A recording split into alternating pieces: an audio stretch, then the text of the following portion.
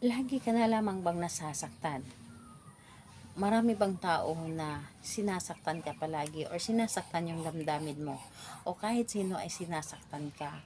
Gusto mo ba na wala nang makapagpanakit sa inyo?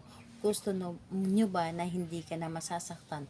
Or wala nang taong magtangka sa inyo na saktan ka? Halimbawa na lamang na chinichismis ka or yung ginagawan ka ng hindi maganda. Gawin mo ito para sa kanila upang hindi ka na nila masaktan. Hello mga guys, kumusta kayo? Panibagong araw, panibagong video na naman tayo.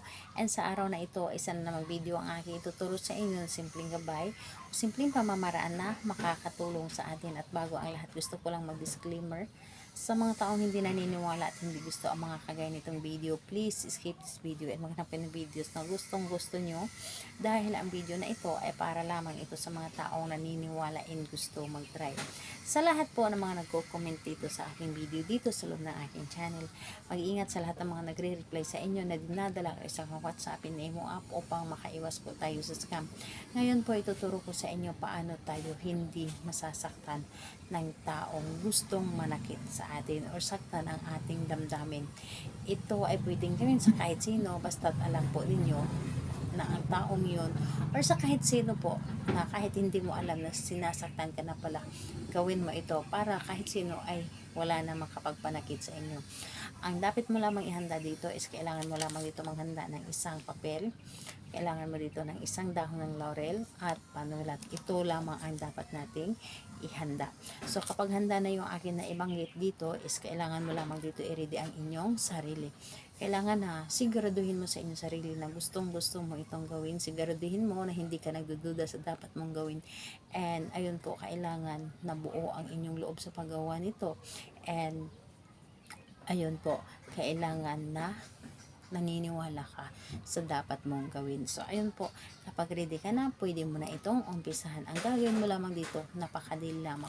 Dito sa isang papel, isulat mo dito lahat ang iyong nais. Isulat mo dito lahat ang nais mo. Halimbawa, ako ay hindi ninyo sasaktan, hindi ninyo sasaktan ang aking damdamin, hindi niyo ako imamaritis o hindi ninyo gagalawin ang aking buhay or hindi, wala kayong pakialam sa akin at sino man ay hindi ako kayang saktan. Maging mabait kayo sa akin, maging kaibigan ninyo ako, maging totoo kayo sa akin, lahat na. Sabihin mo dito, lahat.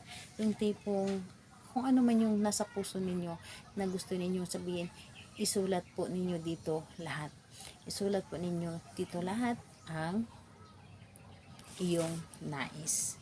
Lalo na kapag halimbawa kayo ay may kaaway or alam ninyo na may sama ng loob sa inyo, isulat po ninyo dito yung taong yun na merong sama ng loob dito. Pero dito po, pangkalahatan na ito ha. Sa kahit sino ay pwede mo itong gawin. Hindi mo na kailangan na isulat pa yung mga pangalan nila. Basta importante isulat nyo dito para bang humihiling lamang kayo.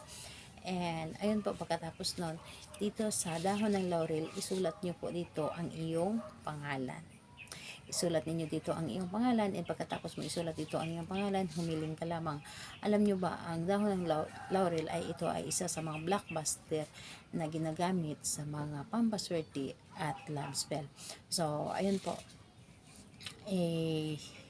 humiling lamang kayo dito. Halimbawa, ako ay hindi ninyo sasaktan, kahit sino man ay hindi kayang manakit sa akin, magiging totoo kayong lahat sa akin, maging kaibigan, at kailanman hindi ninyo ako gagawa ng masama, at kailanman ay ako ay inyong kaibigan at magiging magaan yung loob ninyo sa akin. Lahat sasabihin nyo na dito. And pagkatapos nun, ito ang dahon ng laurel, ilagay mo lamang dito sa iyong papel at itupi mo ito nang papunta po dapat sa inyo, papasok po dapat sa inyo. And pagkatapos nun, itong papel na ito, ilagay mo ito doon sa ilalim ng inyong unan or matres ng inyong higaan. Doon po ninyo ito ilagay, and hayaan ninyo kahit sino ay walang taong manakit sa inyo, yung tipong walang taong kakalabanin ka, sila ay magiging mabait sa inyo, sila ay magiging kaibigan mo, at lahat sila ay kahit sino pa man ay magiging magaan ang loob sa inyo.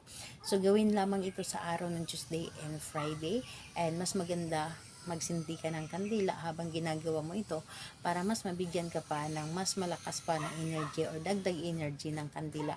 Dahil ang kandila, isa din po ito nakakatulong sa atin.